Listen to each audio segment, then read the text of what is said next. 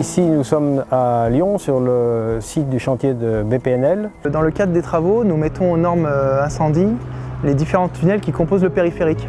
Un certain nombre de travaux sont prévus, des travaux souterrains, des travaux de génie civil et des travaux d'équipement. Pour notre cas, nous posons une nouvelle gaine de désenfumage qui permettra d'évacuer les fumées en dehors du tunnel en cas d'incendie.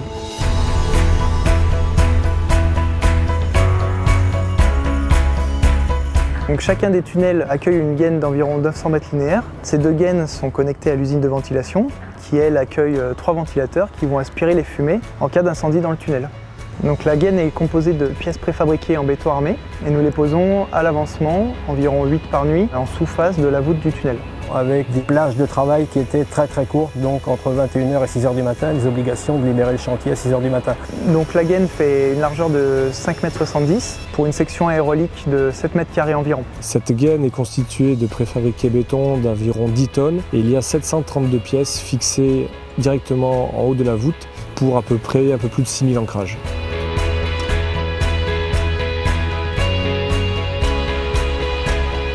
Pendant la phase de préparation, deux problématiques principales nous ont occupés. D'une part, l'acheminement et la pose des pièces en sous-face du tunnel, et d'autre part, la fixation en elle-même de la pièce. Sur le premier point, un outil de pose a été conçu spécifiquement pour le chantier. Il permet de prendre la pièce préfabriquée sur la semi-livraison, de la monter, de la poser sur une table qui va permettre la rotation et le réglage de la pièce. Sur le deuxième point, une première solution avait été étudiée en scellement chimique, en scellant en amont de la pose des tiges et en posant la pièce dans un second temps.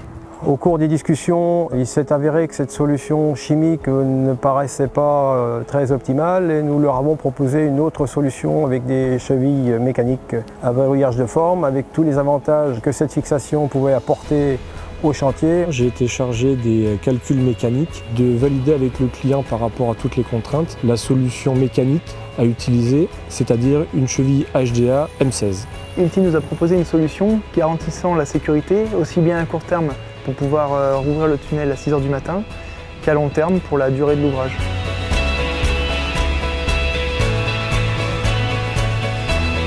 Chacun des blocs composant la gaine est fixé par 8 chevilles à verrouillage de forme de type HDA.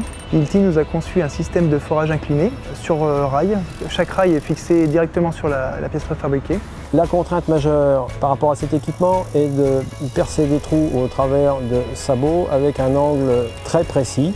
Ce système de forage incliné nous permet de garantir 3 points, les cadences de pose, la qualité attendue sur le chantier et surtout d'alléger les charges de travail pour les compagnons.